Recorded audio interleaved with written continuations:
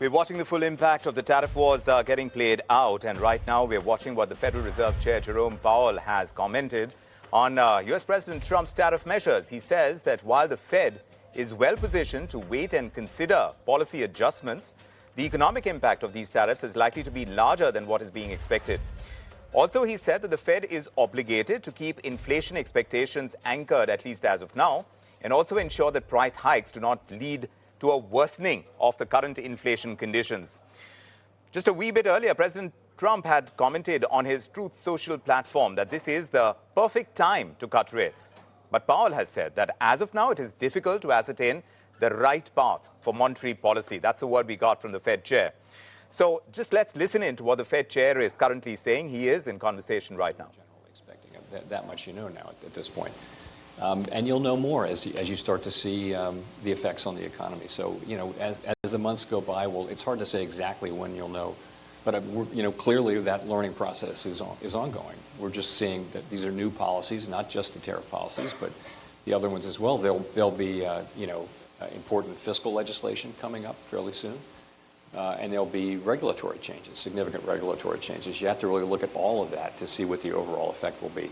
So I can't give you a date, but all of that is now kind of coming into place at sort of the speed you would expect policy changes to be, and then we'll begin to see the real economic effects as the year goes on. But again, I can't give you a really specific date. Is the fiscal legislation the tax cuts? Well, yes. I mean, I know they're contemplating, and we don't comment on fiscal policy, but what I read is that they're contemplating, making the Tax Cuts and Jobs Act cuts permanent, and also perhaps some other things as well. We wouldn't be. We have a sort of a placeholder for that too, but that's really not ours to comment on. But that's what I was talking about. Yes.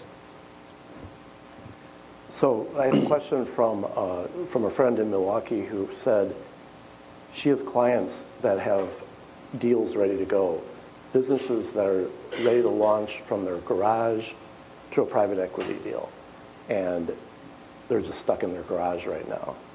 How long do you think, what do you think the impact of the uncertainty these days will have on the private equity deals? So again, we're hearing a lot of that. People are they're just kind of waiting for clarity, So, and I can't tell you when that will pass, but ultimately it will pass. We know that at a certain point we'll know enough to know what the uncertainty will decline, and we'll be able to see with real clarity what the policies are and what their effects are. So, you're right. We hear the same thing from businesses and from people that they're kind of waiting and seeing. There's a lot of waiting and seeing going on, including by us. And that just seems like the right thing to do at a time of elevated uncertainty.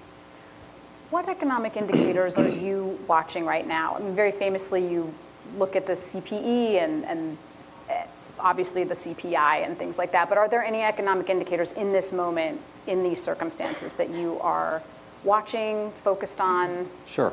Interested in? So the basic two big data pools are the data around prices and around employment. And we get in the employment area, we get just really and that's an area where we actually get pretty good data, although the survey response rates have been lower. Nonetheless, we get a lot of different data, and it's not just unemployment, it's participation, it's by age group and things like that. It's wages, it's many different things. It's jobs, it's quits, all the job creation, quits, openings, all those things. So that's one thing.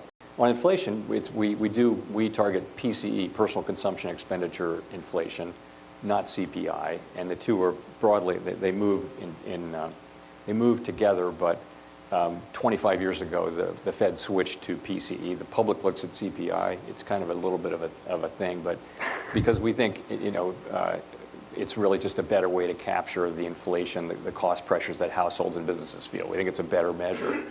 And that's what we look at, but they're not that different. I mean, they look at different measures. Ultimately, they're pretty close together. Those things, on growth, you look at what's happening with consumer spending. The economy is overwhelmingly driven by consumer spending. So you look at how are consumer surveys, how are they feeling, how are they spending? Sometimes the surveys are very negative, but they keep spending. That's been happening really for a while. People spent right through the pandemic, and they spent right through